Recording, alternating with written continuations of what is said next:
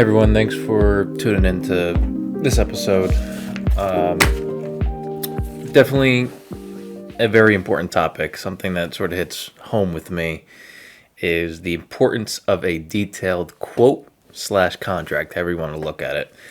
So I want to dive into that a little bit more today because it's definitely been something that my team and I have been trying to figure out the best, the most efficient way about developing detailed quotes and contract, both for the estimator slash salesperson, project manager and foreman, as well as for the client. So this is something that we are still growing through, but these are some of the key points that I've really taken away from these past interactions, positive interactions, negative interactions with our project manager and some clients as well. So the purpose of a quote is, one, to obviously show the breakdown of the scope of work, as well as, two, to give a price and to make it a agreement between you, the contractor, and then the homeowner, saying this is what I am agreeing to for the scope of work that was presented. I remember a couple years ago, I was putting quotes on a piece of paper and just was very, very not detailed by any means. I wasn't detailed at all.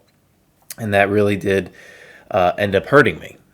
So the more detail, the more clarity that you can put into a quote, the better that you will be, and the better that the client will understand about the expectations of the job. For example, let's just talk about like a cleanup, a mulch installation job, because it's the most basic type of quote, something that we do a lot of in the quoting process. So when you do it all starts with the site assessment with the client. So if you were to start with the site assessment and not ask the appropriate questions, such as what beds are being touched, what beds aren't being touched, is every bush getting trimmed? How do you want it to be trimmed? What's your end goal with the project? Do you want an edge? Do you want what type of mulch? What color mulch? How thick is the mulch? You should obviously give your recommendations, being the professional, about some of these things, but it all starts in the quote or in the assessment process when you actually are on site with the client. That's when all the expectations start to get transmitted between you and the client. And you never want to overpromise something.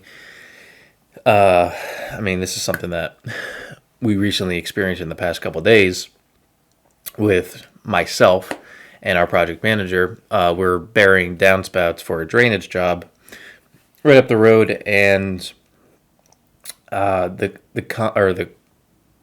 client asked if we could bury a couple downspouts that are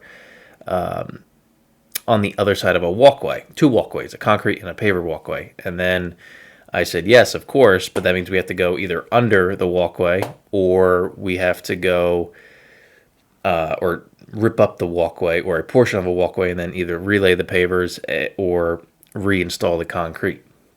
So it was my misunderstanding. It was my mis-expectation that I related with the client as well as with the crew, because trying to dig under a walkway isn't fun. It's not functional for the walkway, because a walkway could buckle and fail. So it was the expectation that the client had with what could actually be delivered, and I'm sort of learning that lesson right now. Being able to say no to clients is very important throughout this process in the quote. So I know I'm sort of going off a little tangent right now with that walkway, but it's just something that happened, and the expectations should have been better between myself and the client about how to appropriately reroute the downspout around, down, through that walkway. And being able to not jump to a conclusion, not being able to just be a yes man to the client. It's very important throughout the assessment and quoting process, because the crews have deadlines to meet, and they need to be able to fully execute jobs on time. And if you just say yes, yes, yes, and don't back it up with the appropriate time, then you're going to be in a very sticky situation. So back to what I was saying with the clarity of the scope of work. It all begins back in the assessment phase when you are on site, and it is okay to say no to things. It's okay to ask very detailed questions because that will help you and the client out with the expectations of the job. So once you have all the information from that site assessment, or this is another thing that we do, we use Jobber, and after I'm done going around with the client, taking my notes, then I do a walk around of the property and take pictures of all the areas that we have discussed or went over things that they want to get done. So I take pictures, and then once I take those pictures, I just jot some notes down, take some measurements. Doesn't have to be anything crazy, just enough information that I need to develop an accurate quote. So once I have all that information, I go back to the office, and then I work up the quote based off of the dimensions and the scope of work that was presented on site, as well as the biggest thing that I started to do the past couple of days actually is take the pictures that were taken on site, and I mark it up with my computer with a little stylus, and I actually upload those pictures to the quote, and I draw, just say 3 boxwoods are getting taken out. I take that picture that I took on the on-site assessment, I upload it to my computer, then I take my stylus and circle them or put an X through them and attach that to the quote itself with the verbiage of the 3 boxwoods to the left of the shed are going to get ripped out with the roots included, or just say you're not going to rip them out. Just say the 3 boxwoods to the left of the shed are going to get cut down to the base of their root system, or to the stump, or whatever you want to call it, to the ground. But being very clear and detailed, one, in the pictures and the markup of the pictures is very important, and 2, the actual description of the job as well. That is very important because words are one thing, words are great. That's what we used to do with pretty much this past entire year, just very descriptive words. But even with descriptive words and sentences, some of the quotes were pages upon pages long, which it's great. Detail is very important, but pictures are foolproof. So I definitely think having that on the quote, which the client could agree to, and it's a very simple step to take in the right direction about making sure that there's a clear understanding about what shrubs, what areas, what beds, where things are going, and using technology to your advantage, really. I mean, you don't have to use Jobber or any other software that you really use to send out quotes. You could do this on an Excel document, or you could do this on Microsoft Word or Google Docs, or just in an email itself. And having that clarity would really help your crews out in the field, because even though we do have a project manager for our crews and in the company, still we have been experiencing a lot of calls to myself, the salesperson, because there's always going to be a divide between sales and production. There's always going to be misunderstanding, miscommunication between sales and production with the expectations of a job, actually selling a job with what you think is going to be best versus once you get out on a job and what is actually best. So there is always going to be things that come up, but the pictures would help the crew out in the field because they're going to get a copy of that agreement, that quote, with the description and the words, as well as the pictures that were drawn on. And that information would be relayed to the project manager and to the foreman.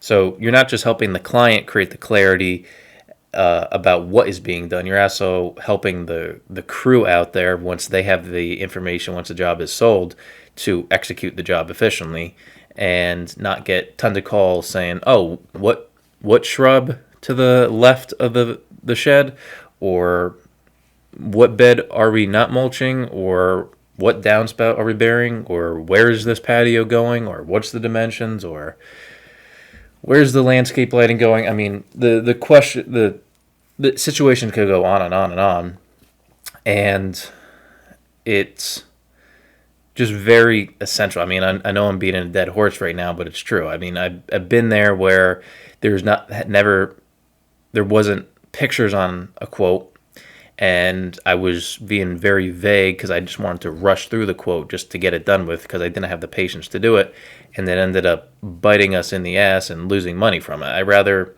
Now looking back on it, I rather spend a couple extra minutes. It doesn't even take that long to do a uh, like draw on the pictures once they're uploaded to the computer. It really doesn't take that long. Yes, it may take you a little bit longer than a handshake agreement or putting something on a piece of paper or a napkin and handing it over to the client, but it's essential to grow your business. In order to make an efficient workflow, it's essential to have these checks and balances about what should be expected on every quote, the pictures, the descriptions, the breakdown of costs. That's a whole other thing as well. The breakdown of costs. I remember used to just put in numbers on a line item. Just say for a spring cleanup with mulch, it was $2,000. Pick a number, and I never broke down. I broke down in my head or broke down on a piece of paper. This was before we were job costing, obviously, because those two go hand in hand. But being able to track the quoted amounts, being able to track the quoted time, and being able to put that into a quote, and then once a quote is sold, being able to put that into a time and material sheet so that the crew knows how much time they have and then how much materials they have, and then they could check to see, or they know the expectation. Hey, we have 6 crew hours to do this. Hey, we have 10 yards of mulch to install in this 6 hours with the cleanup. It really goes back to creating that clarity on the scope of work for all parties. The salesperson, so they can develop an accurate quote, the client, so they know what they're agreeing to, and they don't feel like they're getting ripped off, and it's so vague that the client's going to be out there every 30 minutes just, hey, was this included? Was that included? Are you doing this? Are you doing that? And then it's going to delay the crew out there.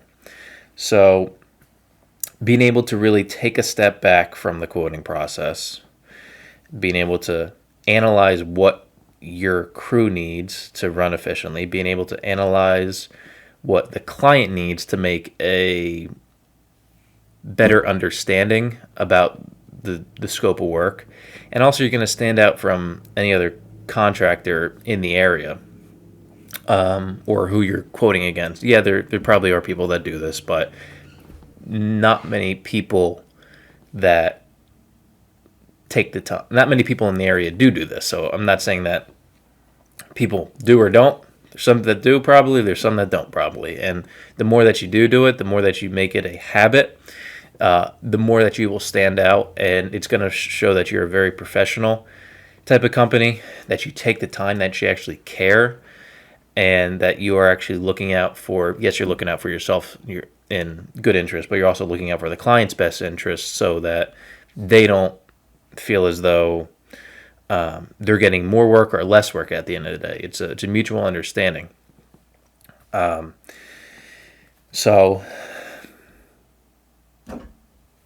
with all that being said, a quote can really make or break a lot of things. A quote, a contract, whatever you want to call it, could really make or break a lot of things with either the wording, with the pricing. But having that understanding could really bring you to that next level, and to save a lot of headaches, save a lot of phone calls, save a lot of upset clients, because at the end of the day, that is what they're agreeing to. The quote, the contract, the estimate, that is what the client is agreeing to.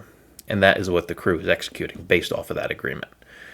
So, and trust me, it took me years to get this I wouldn't even say that I'm right now. I'm still have many, many more learning lessons to go through.